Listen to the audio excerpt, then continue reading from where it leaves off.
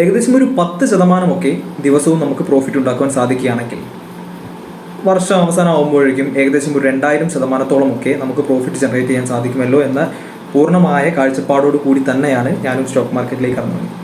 എന്നാൽ അധികം വൈകേണ്ടി വന്നില്ല. 1-2 മാസം കഴിഞ്ഞപ്പോൾ തന്നെ നമുക്കത് മനസ്സിലായി 2000% വളരെയധികം അൺറിയലിസ്റ്റിക് ആയ പ്രോഫിറ്റാണ്. അതുകൊണ്ട് ഞാൻ അതിനെ എന്ത് ചെയ്തു, ഒരു 200% അല്ലെങ്കിൽ 100%, ഈ ഒരു കണക്ക് ഇങ്ങനെ കുറഞ്ഞ് ഒരു 50%-ത്തിലേക്ക് എത്തി. അപ്പോൾ ഞാൻ ചോദിക്കുകയാണ്, 50% പോലും നമുക്ക് സ്റ്റോക്ക് മാർക്കറ്റിൽ നിന്ന് റിട്ടേൺസ് ജനറേറ്റ് ചെയ്യാൻ പറ്റുന്നില്ലെങ്കിൽ എന്തിനാണ് നമ്മൾ നമ്മളുടെ വിലപ്പെട്ട സമയവും കളഞ്ഞ് ഇവിടെ സ്റ്റോക്ക് മാർക്കറ്റിൽ വന്നിരിക്കുന്നത്, ട്രേഡ് ചെയ്യാനെന്നും ഇൻവെസ്റ്റ് ചെയ്യാനെന്നും പറഞ്ഞു വന്നിരിക്കുന്നത്? അപ്പം എന്താണ് റിയലിസ്റ്റിക് ആയിട്ടുള്ള ഗോളുകൾ? 50% റിയലിസ്റ്റിക് അല്ല എന്ന് ഞാൻ പറയുന്നു. അങ്ങനെയാണെങ്കിൽ എന്താണ് റിയലിസ്റ്റിക് ആയിട്ട് സ്റ്റോക്ക് മാർക്കറ്റിൽ നിന്ന് ഏൺ ചെയ്യാൻ പറ്റുന്ന ഗോൾസ്? അപ്പോൾ ഞാൻ ഈ കാര്യം പറയുമ്പോൾ തന്നെ നിങ്ങൾ പലരും ചിന്തിക്കും, 50% ജനറേറ്റ് ചെയ്ത ആളുകൾ ഉണ്ട് നിങ്ങളുടെ പരിചയത്തിലോ നിങ്ങളുടെ അറിവിലോ യൂട്യൂബിലോ പല സ്ഥലത്തും പ്രോഫിറ്റ് ആൻഡ് ലോസ് റിവീൽ ചെയ്ത ആളുകൾ പോലും ഉണ്ട് 50% ഉണ്ടാക്കുന്നത്. അപ്പോൾ ഞാൻ പറയുന്നത് എന്താണെന്ന് വെച്ചാൽ, നമുക്ക് 50%-ഓ 60%-ഓ ജനറേറ്റ് ചെയ്യാം. എന്നാൽ അത് നമുക്ക് എത്ര കാലം കൺസിസ്റ്റൻ്റ് ആയിട്ട് നമുക്കതിനെ കൊണ്ടുപോകാൻ സാധിക്കുന്നുണ്ട്? ഈ വർഷം ചെയ്തു, അടുത്ത വർഷം, അതിൻ്റെ അടുത്ത വർഷം, അങ്ങനെ എത്ര കാലത്തേക്ക് നമ്മൾ അതിനെ കൺസിസ്റ്റൻ്റ് ആയിട്ട് നമുക്ക് അതിനെ ജനറേറ്റ് ചെയ്തുകൊണ്ടേ ഇരിക്കാൻ സാധിക്കുന്നു? അവിടെയാണ് നമ്മൾ ഈ പറയുന്ന CAGR ഉണ്ടാക്കുന്നുണ്ടോ, അല്ലെങ്കിൽ ഇത്ര ശതമാനം ഇത് റിയലിസ്റ്റിക് ആയിട്ടുള്ള ഒരു കണക്കാണോ എന്ന് നമുക്ക് ചിന്തിക്കേണ്ടിയിരിക്കുന്നത്. ഇപ്പം നമ്മുടെ മലയാളികളുടെ ഫൈനാൻഷ്യൽ ഗുരുവായ ഷാരിഖ് സാർ കഴിഞ്ഞ ഒരു ഫൈനാൻഷ്യൽ ഇയറിൽ ഏകദേശം 48%-ഓളം ഏകദേശം ആ ഒരു റേഞ്ചിൽ പ്രോഫിറ്റ് ബുക്ക് ചെയ്തിട്ടുണ്ട്. ഓപ്ഷൻ സെല്ലിംഗ് ആണ് അദ്ദേഹം ചെയ്തത്. അദ്ദേഹം ഒരു ട്രേഡറാണ്, ഓപ്ഷൻ സെല്ലിംഗ് ആണ് ചെയ്തത്. 48%, അത് അദ്ദേഹത്തിൻ്റെ അത്രയും വലിയ ട്രേഡിംഗ് സിസ്റ്റംസ് ഒക്കെ വെച്ചിട്ട് അദ്ദേഹം ജനറേറ്റ് ചെയ്തു. സ്ട്രാറ്റജീസ്, മാത്തമാറ്റിക്കൽ ഫോർമുലാസ് എല്ലാം യൂസ് ചെയ്ത് അദ്ദേഹം ജനറേറ്റ് ചെയ്തു. ഇതേ റിട്ടേണിനെ അടുത്ത വർഷവും അദ്ദേഹത്തിന് ജനറേറ്റ് ചെയ്യാൻ പറ്റുന്നുണ്ടോ? അതിൻ്റെ അടുത്ത വർഷവും അദ്ദേഹത്തിന് ജനറേറ്റ് ചെയ്യാൻ പറ്റുന്നുണ്ടോ? ഞാൻ അദ്ദേഹത്തെ ഒരു എക്സാമ്പിളാക്കി മാത്രം എടുത്തതാണ്. അപ്പം ഇത് ഇത്ര ജനറേറ്റ് ചെയ്യാൻ പറ്റില്ല എന്നോ അല്ലെങ്കിൽ ഇത്രയാണ് ജനറേറ്റ് ചെയ്യുക അങ്ങനെയൊന്നും ഞാൻ പറയുന്നില്ല. പക്ഷെ നമുക്ക് ഏകദേശം മൊത്തത്തിൽ ഞാനിപ്പോൾ സംസാരിക്കുന്നത് നമ്മളെ പോലെയുള്ള സാധാരണ ഇൻവെസ്റ്റേഴ്സിൻ്റെയോ ട്രേഡേഴ്സിൻ്റെയോ കാര്യങ്ങൾക്ക് വേണ്ടിയിട്ടാണ് ഇപ്പോൾ സംസാരിക്കുന്നത്.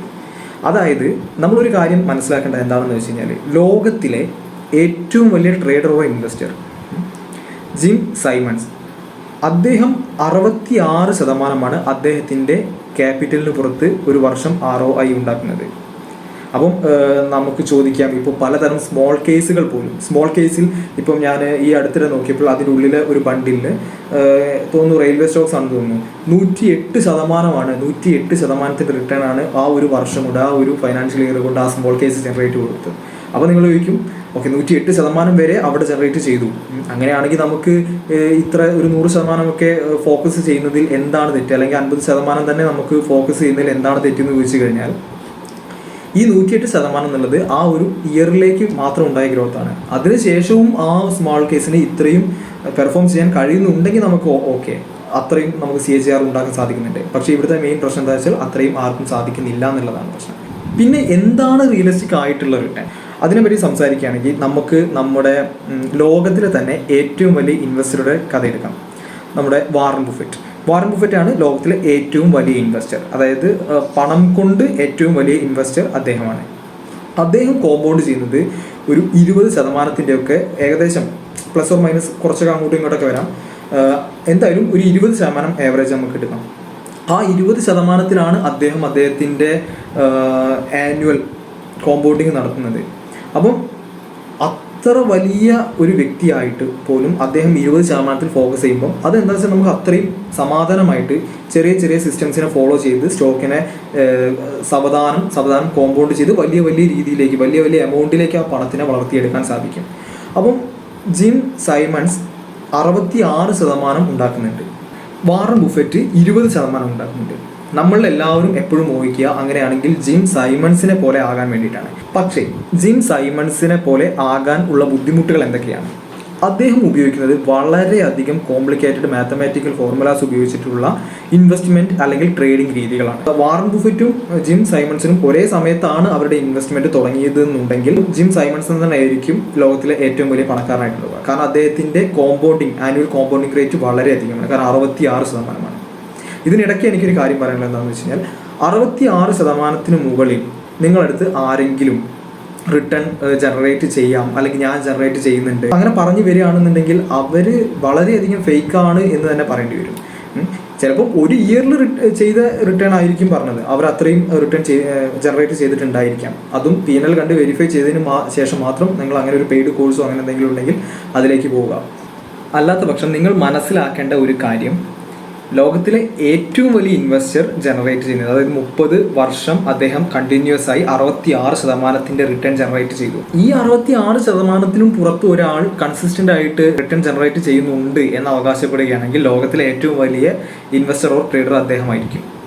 അപ്പം ഈ കാര്യം മനസ്സിൽ വെച്ചുകൊണ്ട് വേണം നമുക്ക് ഈ ഒരു എത്ര മാത്രം പ്രോഫിറ്റ് നമ്മൾ സ്റ്റോക്ക് മാർക്കറ്റിൽ നിന്ന് ജനറേറ്റ് ചെയ്യാം, നമുക്ക് എത്രത്തോളം സാധിക്കും, അങ്ങനെയൊക്കെ ഒരു വിലയിരുത്തൽ നടത്തണമെന്നുണ്ടെങ്കിൽ. അപ്പം നമുക്ക് തീർച്ചയായിട്ടും, ഞാൻ ഒരിക്കലും പറയുന്നില്ല നമുക്ക് ഒരിക്കലും ജിം സൈമൺസ് ആവാൻ പറ്റില്ല എന്നുള്ളത്, വാറൻ ബുഫറ്റ് തന്നെ ആവണമെന്ന് ഞാൻ ഒരിക്കലും പറയുന്നില്ല. നമ്മളുടെ ഉള്ളിൽ എത്രത്തോളം ഇച്ഛാശക്തിയുണ്ട്, എത്രത്തോളം വിൽ പവർ ഉണ്ട്, അതുപോലെയുള്ള വലിയ വലിയ AI ഉപയോഗിച്ചുള്ള ട്രേഡിംഗ് സോഫ്റ്റ്വെയർസ് നമുക്ക് ഉണ്ടാക്കാൻ പറ്റുമോ, അല്ലെങ്കിൽ അങ്ങനെ ഒരു ബിസിനസ് ഫ്രെയിം നമുക്ക് ഉണ്ടാക്കിയിട്ട് അതിൻ്റെ അടിസ്ഥാനത്തിൽ നമുക്ക് ട്രേഡിംഗ് അല്ലെങ്കിൽ ഇൻവെസ്റ്റിംഗ് നടത്താൻ പറ്റുമോ, അതിനെയൊക്കെ അടിസ്ഥാനമാക്കി നമുക്ക് ജിം സൈമൺസ് ആവുന്നതിൽ യാതൊരു ബുദ്ധിമുട്ടും ഞാൻ പറയുന്നില്ല. പക്ഷേ ഒരു സാധാരണ ട്രേഡറെ, സ്റ്റോക്ക് മാർക്കറ്റിൽ വരുന്ന ഒരു ബിഗിനറെ സംബന്ധിച്ച് ഏറ്റവും നല്ലത് നമ്മൾ വളരെയധികം തല പുകയ്ക്കാതെ, വളരെയധികം സ്റ്റോക്ക് മാർക്കറ്റിലേക്ക് വേണ്ടി ടെൻഷൻ അടിക്കാതെ ഒരു നോർമൽ രീതിയിലൊക്കെ കോമ്പൗണ്ടിങ് നടന്നു പോവുകയാണെങ്കിൽ, നമ്മുടെ ഇന്ത്യയിലെ ഏറ്റവും വലിയ ട്രേഡറായ രാകേഷ് ജുൻജുൻവാല പറഞ്ഞത് എന്താണ്? 18% റിട്ടേൺ നമുക്ക് ഉണ്ടാക്കാൻ സാധിക്കുന്നുണ്ടെങ്കിൽ നമ്മളൊരു കിങ് ആണ് സ്റ്റോക്ക് മാർക്കറ്റിൽ. 20% മുകളിൽ നമുക്ക് റിട്ടേൺ ഉണ്ടാക്കാൻ പറ്റുകയാണെങ്കിൽ, നമ്മൾ 20-24 ഏകദേശം ആ ഒരു റേഞ്ചിലൊക്കെ നമുക്ക് റിട്ടേൺ ഉണ്ടാക്കാൻ സാധിക്കുകയാണെങ്കിൽ നമ്മളൊരു എംപററാണ് സ്റ്റോക്ക് മാർക്കറ്റിൽ. അപ്പം ഈ രീതിയിൽ വരുമ്പം 30% മേലേക്ക് ഉണ്ടാക്കുക എന്ന് പറയുമ്പോൾ തന്നെ നമ്മൾ ഔട്ട്സ്റ്റാൻഡിങ് പെർഫോമൻസ് കാഴ്ചവെക്കുന്ന ഒരാളാണ്. അപ്പം ഇത്രയൊക്കെ ഉണ്ടാക്കുമ്പോൾ തന്നെ നമ്മൾ ഇന്ത്യയിലെ തന്നെയോ അല്ലെങ്കിൽ ലോകത്തിലെ തന്നെയോ വലിയ വലിയ ട്രേഡേഴ്സിൽ ആയിക്കഴിഞ്ഞു. അപ്പം നമ്മൾ ഫോക്കസ് ചെയ്യേണ്ടത്, ബാങ്ക് ആണെങ്കിൽ ഒരു 7% മുതൽ 8% വരെ നമുക്ക് റിട്ടേൺസ് തരും. നേരെ മറിച്ച് നമ്മളൊരു മ്യൂച്വൽ ഫണ്ടിലേക്ക് ഇടുകയാണെങ്കിൽ നമുക്കൊരു 12% മുതൽ ഒരു 19% വരെയൊക്കെ ഡിപ്പെൻസ് ആണ്, 19% വരെയൊക്കെ നമുക്ക് പ്രോഫിറ്റ് ഉണ്ടാക്കാമെന്ന് നമുക്ക് വിചാരിക്കാം. അപ്പോൾ നമ്മൾ ആദ്യം ഒരു ബാങ്ക് റിട്ടേണിനെങ്കിലും ബീറ്റ് ചെയ്യാവുന്ന രീതിയിൽ നമുക്ക് സ്റ്റോക്ക് മാർക്കറ്റിൽ നിന്ന് പ്രോഫിറ്റ് ഉണ്ടാക്കാൻ പറ്റുന്നുണ്ടോ, പ്രോഫിറ്റ് ജനറേറ്റ് ചെയ്യാൻ ഒരു ഇയർലി എങ്കിലും പറ്റുന്നുണ്ടോ എന്ന് നോക്കുക. വളരെ നന്നായിട്ട് പഠിക്കുക, വാല്യൂ ഇൻവെസ്റ്റിംഗ് എന്താണെന്ന് തിരിച്ചറിയുക, നല്ല സ്റ്റോക്കുകൾ എങ്ങനെ സെലക്ട് ചെയ്യാമെന്ന് പഠിക്കുക, ഒരു അടിപൊളി പോർട്ട്ഫോളിയോ എങ്ങനെ ബിൽഡ് ചെയ്യാമെന്നുള്ളതിൻ്റെ പിന്നാലെ പോവുക. ഇങ്ങനെയൊക്കെ ചെയ്ത് നമ്മൾ നല്ല അടിപൊളിയായിട്ട് ഒരു 20% എങ്കിലും നമുക്ക് റിട്ടേൺ, നമ്മൾ ഹാർഡ് വർക്കിൻ്റെ ഫലമായിട്ട് 20% എങ്കിലും നമുക്ക് റിട്ടേൺ ഉണ്ടാക്കാൻ പറ്റുകയാണെങ്കിൽ നമ്മൾ അടിപൊളിയാണ്. എനിക്കിവിടെ പറയാനുള്ള മറ്റൊരു കാര്യം നമ്മുടെ എല്ലാവരുടെയും യൂട്യൂബ് ഇൻഫ്ലുവൻസേഴ്സിനെ പറ്റിയിട്ടുള്ളതാണ്. കാരണം അവരവരുടെ PNL, ഇപ്പോൾ ഇൻസ്റ്റഗ്രാമിലായിക്കോട്ടെ യൂട്യൂബിലായിക്കോട്ടെ, അവരവരുടെ ഡേയ്സ് PNL കാണിക്കുമ്പോൾ ചിലപ്പോൾ അവർ ഓപ്ഷൻ ബൈയിങ് ആയിരിക്കാം ചെയ്യുന്നത്. ഓപ്ഷൻ ബൈയിങ്ങിൻ്റെ ഒക്കെ പ്രത്യേകത എന്ന് പറഞ്ഞാൽ ചിലപ്പോൾ നമുക്ക് 100% പോലും ഒരു ദിവസം റിട്ടേൺ ഉണ്ടാക്കാൻ പറ്റും. നമ്മളെ വിഷയം എന്താണെന്ന് വെച്ചാൽ ആ ഒരു റിട്ടേൺ നമുക്ക് എല്ലാ ദിവസവും ജനറേറ്റ് ചെയ്യാൻ പറ്റുന്നില്ല, എല്ലാ ദിവസവും ജനറേറ്റ് ചെയ്യാൻ പറ്റില്ല. ഇനി ദിവസം 100% ഉണ്ടാക്കി കാണിച്ച ഒരാളാണെങ്കിൽ പോലും അദ്ദേഹത്തിന് വർഷം 66% മുകളിൽ ഉണ്ടാക്കാൻ സാധിക്കുന്നില്ല എന്ന് തന്നെയാണ് അർത്ഥം. പക്ഷെ നമ്മൾ ബിഗിനേഴ്സായ ട്രേഡേഴ്സിനെ തെറ്റിദ്ധരിപ്പിച്ചുകൊണ്ട് അവർ ചെയ്യുന്നത് എന്താണ്, ഞാനിതാ ഈ ദിവസം അവർക്ക് പ്രോഫിറ്റ് ഉണ്ടാകുന്ന ദിവസങ്ങളിൽ മാത്രം ഞാനിതാ ഈ ദിവസം 100% മുകളിൽ ബുക്ക് ചെയ്തു, ഇതാ ഇന്ന് 120% ബുക്ക് ചെയ്തത്, അടുത്ത ദിവസം ഇതേ 100%-വും 120%-വും മാർക്കറ്റിന് തന്നെ അവർ ഡൊണേറ്റ് ചെയ്യുന്ന കാര്യം സംസാരിക്കുന്നില്ല. 66%-നൊക്കെ മേലെ സ്റ്റോക്ക് മാർക്കറ്റിൽ നിന്ന് ആരെങ്കിലും റിട്ടേൺ ഉണ്ടാക്കുന്നുണ്ട് എന്ന് പറഞ്ഞു കഴിഞ്ഞാൽ ആദ്യമേ മനസ്സിൽ കുറിക്കുക, ദേ ആർ ഫേക്ക്. അല്ലെങ്കിൽ നമ്മൾ അറിഞ്ഞു വരട്ടെ, ഇനി ജിം സൈമൺസിനെയൊക്കെ തള്ളി മാറ്റി മറ്റാരെങ്കിലും ആ മേഖലയിലേക്ക് കടന്നു, ഇനി അങ്ങനെ പറയുകയാണെങ്കിൽ തന്നെ അവരുടെ PNL കണ്ട് വെരിഫൈ ചെയ്യേണ്ട കാര്യം ഞാൻ പ്രത്യേകം ഓർമ്മിപ്പിക്കാം. ഓപ്ഷൻ ബൈ എന്നൊക്കെ പറഞ്ഞാൽ വളരെയധികം റിസ്ക് കൂടിയാണ്, ചെയ്യാൻ പറ്റില്ല എന്ന് ഞാൻ ഒരു ഫീൽഡിനെ പറ്റിയിട്ടും പറഞ്ഞില്ല. പക്ഷേ ഓപ്ഷൻ ബൈ ഒക്കെ ഒരു സാധാരണ ട്രേഡറെ സംബന്ധിച്ച് നമ്മൾ വളരെയധികം അഗ്രഗണ്യരാവേണ്ടതാണ്. നെക്സ്റ്റ് മൂവ്മെന്റ് പ്രെഡിക്റ്റ് ചെയ്യുന്നത് പോലെയുള്ള ഓരോ പ്രോസസ്സാണ് ഈ ഓപ്ഷൻ ബൈയിങ് എന്നൊക്കെ പറഞ്ഞാൽ. പിന്നെയും നമുക്ക് ഓപ്ഷൻ സെല്ല് ചെയ്താൽ കുറച്ചും കൂടെയൊക്കെ പ്രോഫിറ്റ് ഉണ്ടാക്കാൻ പറ്റും. അത് കുറച്ചും കൂടി മാത്തമാറ്റിക്സിനെ അടിസ്ഥാനമാക്കിയിട്ടാണ്. മാർക്കറ്റ് ന്യൂട്രൽ സ്ട്രാറ്റജിയാണ് നമ്മൾ ഈ അയൺ കോൺട്രൊക്കെ, അതൊക്കെ കുറച്ചുകൂടി സേഫസ്റ്റ് മെത്തേഡാണ്. അങ്ങനെയൊക്കെ നമുക്ക് അത്യാവശ്യം നല്ല ലക്ഷങ്ങൾ ക്യാപിറ്റലൊക്കെ കൊണ്ടുവന്ന് കഴിഞ്ഞ് കഴിഞ്ഞാൽ നമുക്ക് ഓപ്ഷൻ സെല്ലിംഗ് ഒക്കെ അടിപൊളിയായിട്ട് ചെയ്ത് മുന്നോട്ട് പോകാനൊക്കെ പറ്റും. അപ്പം പക്ഷേ ഓപ്ഷൻ സെല്ല് ചെയ്താലും നമ്മൾ ഈ ഇൻവെസ്റ്റ് ചെയ്യുന്നതിന് തുല്യമായൊരു റിട്ടേൺ ആണ് നമ്മൾ ഇയർ എൻഡ് ജനറേറ്റ് ചെയ്യുന്നതെന്നുണ്ടെങ്കിൽ പിന്നെ നമ്മൾ എന്തിനാണ് ഇത്രയും ബുദ്ധിമുട്ടി നമ്മൾ ഈ നമ്മുടെ ട്രേഡിംഗ് സിസ്റ്റത്തിൻ്റെ മുന്നിൽ നിന്ന് ഓപ്ഷൻ സെല്ല് ചെയ്യുന്നത്? ആ സമയത്ത് നമുക്ക് ഇൻവെസ്റ്റ് ചെയ്താൽ പോലും ഉണ്ടാക്കാൻ പറ്റുന്ന 20%-ആണ് ഓപ്ഷൻ സെല്ല് ചെയ്താലും ഉണ്ടാക്കാൻ പറ്റുന്നുണ്ടെങ്കിൽ നമ്മൾ അത്രയും ബുദ്ധിമുട്ടാണ്. ഇനി ഓപ്ഷൻ സെല്ല് ചെയ്ത് നിങ്ങൾക്ക് അതിനു മുകളിൽ ഒരു റിട്ടേൺ CAGR കൺസിസ്റ്റന്റ് ആയിട്ട് ജനറേറ്റ് ചെയ്യാൻ പറ്റുന്ന ഒരാളാണെങ്കിൽ നിങ്ങൾക്ക് നിശ്ചയമായിട്ടും അതിന്റെ പുറകെ പോകാവുന്നതാണ്. അതിൽ ഞാൻ യാതൊരു തെറ്റും പറയില്ല. നമ്മൾ ആരാണെന്ന് ആദ്യം തിരിച്ചറിയുക, നമുക്ക് എത്രത്തോളം ടാലൻസ് ഈ ഒരു മേഖലയിൽ, അല്ലെങ്കിൽ നമുക്ക് എത്രത്തോളം ഡെഡിക്കേറ്റ് ചെയ്യാൻ പറ്റും ഈ മേഖലയിലേക്ക്, അതിനൊക്കെ അനുസരിച്ച് വേണം ഈ പറയുന്ന 66% നമ്മൾ എത്ര ശതമാനം ഉണ്ടാക്കാം. നമുക്ക് ഒട്ടും കഴിയുന്നില്ലെങ്കിൽ 7% പോലും നമുക്ക് ഇയർലി ജനറേറ്റ് ചെയ്യാൻ പറ്റുന്നില്ല എന്നുണ്ടെങ്കിൽ നമ്മൾ നേരെ ബാങ്കിന് ആ പൈസ വിട്ടുകൊടുക്കുന്നതാണ് ഏറ്റവും നല്ലത്. ഇനി അതല്ല, ഒരു 12% ഇയർലി റിട്ടേൺ ലഭിക്കണം, കോമ്പൗണ്ടിങ്ങിന്റെ മനോഹാരിത നമുക്ക് ലഭിക്കണം, അങ്ങനെയൊക്കെ ആണെങ്കിൽ നമുക്കൊരു മ്യൂച്വൽ ഫണ്ടിലേക്ക് മനസമാധാനമായി വളരെ പീസ്ഫുള്ളായിട്ട് SIP പോലെ ഡെപ്പോസിറ്റ് ചെയ്യാവുന്നതാണ്. സ്വയം ചെയ്യണം, അല്ലെങ്കിൽ സ്വയം ചെയ്യാനുള്ള ടാലന്റ് ഉണ്ട്, നിങ്ങൾ പഠിക്കാൻ റെഡിയാണ്, അങ്ങനെയൊക്കെ ആണെങ്കിൽ നിങ്ങൾക്ക് ഡയറക്റ്റ് സ്റ്റോക്കിലേക്ക് ഇൻവെസ്റ്റ് ചെയ്ത് ഒരു 20-24% ഒക്കെ റിട്ടേൺ ഉണ്ടാക്കാൻ പറ്റും. ഇനി സ്വിംഗ് ട്രേഡ്സ് അല്ലെങ്കിൽ പിന്നെ ഓപ്ഷൻ സെല്ലിങ്, ഈ ഒരു 2 മേഖലകളിലും നിങ്ങൾക്ക് കുറച്ചും കൂടി അഗ്രഗണ്യരാവാൻ പറ്റുകയാണെങ്കിൽ എത്രത്തോളം മാക്സിമം ജനറേറ്റ് ചെയ്യാൻ പറ്റുമോ ആ റിയലിസ്റ്റിക് ആയ പ്രോഫിറ്റ് നിങ്ങൾക്ക് എടുക്കാം. എപ്പോഴും നമുക്കൊരു ബോധം വേണം, ഇത് ഉപയോഗിച്ച് നമുക്ക് എത്ര ശതമാനം മാക്സിമം ഉണ്ടാക്കാൻ പറ്റും എന്നുള്ളത്. അതിനനുസരിച്ചുള്ള കാൽക്കുലേഷൻസിൻ്റെ ഒക്കെ അടിസ്ഥാനത്തിൽ വേണം. നമ്മൾ ഒരിക്കലും അൺറിയലിസ്റ്റിക് ആയ ഗോൾസിൻ്റെ പിന്നാലെ ഓടരുത്. ഇനി കുറച്ചും കൂടി മാർക്കറ്റിൻ്റെ സത്യാവസ്ഥകൾ എന്തൊക്കെയാണെന്ന് പറയുകയാണെങ്കിൽ, ഇപ്പം നമുക്ക് ഒരു 5 ലക്ഷം രൂപയുടെ ക്യാപിറ്റൽ ഞാനിപ്പോൾ ഗ്രോവിൻ്റെ SIP കാൽക്കുലേറ്ററോടെ തുറന്നു വെച്ചിട്ടുണ്ട്. അതിൽ ഒരു 24% എല്ലാ ഇയറിലും കൺസിസ്റ്റൻ്റ് ആയിട്ട് 10 ലക്ഷമായി വരുമ്പോൾ നമ്മൾ ഇതിനേക്കാളും കൂടുതൽ റിട്ടേൺ ജനറേറ്റ് ചെയ്യും. അപ്പോൾ ഇത്ര ഇയേഴ്സിൻ്റെ ആവശ്യം ഉണ്ടാവില്ല. ഈ പറഞ്ഞ കാര്യം മാർക്കറ്റിലൊരു സത്യാവസ്ഥയാണ്. നിങ്ങൾ ഉദ്ദേശിക്കുന്ന രീതിയിൽ നിങ്ങൾക്ക് സ്റ്റോക്ക് മാർക്കറ്റിൽ സക്സസ് ആവാൻ 3 രീതികളാണ് ഞാൻ സജസ്റ്റ് ചെയ്യുന്നത്. ഒന്നാമത്തെ രീതി, നിങ്ങൾക്ക് വാറൻ ബുഫറ്റിനെ പോലെ ഒരു മിനിമൽ റേറ്റിൽ നമുക്കിത് കോമ്പൗണ്ട് ചെയ്ത് വളരെയധികം സമയം കൊണ്ട് നമ്മൾ ഉദ്ദേശിച്ച റേഞ്ചിലേക്ക് എത്തിപ്പെടാം. രണ്ടാമത്തത്, ജിം സൈമൺസിനെ പോലെ നമുക്ക് വളരെയധികം പേഴ്സൻറ്റേജിലേക്ക് ഫോക്കസ് ചെയ്തിട്ട് നമുക്ക് വളരെ പെട്ടെന്ന് ഒരുപാട് പണം ഉണ്ടാക്കാം. പക്ഷെ അത് കുറച്ചും കൂടെ കോംപ്ലിക്കേറ്റഡ് ആയ മേഖലയാണ്. ഒരു സാധാരണ ട്രേഡർക്ക് അല്ലെങ്കിൽ സാധാരണ ഇൻവെസ്റ്റർക്ക് വളരെയധികം ബുദ്ധിമുട്ടാണ്. ഇപ്പോൾ നമ്മൾ ഈ ട്രേഡേഴ്സ് കാർണിവലിന് ഇന്റർവ്യൂ വീഡിയോസ് കാണുമ്പോൾ പോലും അവിടെയും വളരെയധികം എഫിഷ്യൻ്റ് ആയിട്ടുള്ള ട്രേഡേഴ്സ് 30% ഒക്കെയാണ് ഉണ്ടാക്കുന്നത്. പേഴ്സൻറ്റേജ് നമ്മൾ ഒരുപാട് അങ്ങോട്ട് ചിന്തിക്കാതെ ഒരു നോർമൽ പേഴ്സൻറ്റേജിൽ ചിന്തിച്ചാൽ നമുക്ക് മനസമാധാനമായിട്ട് കോമ്പൗണ്ടിങ് നടക്കും.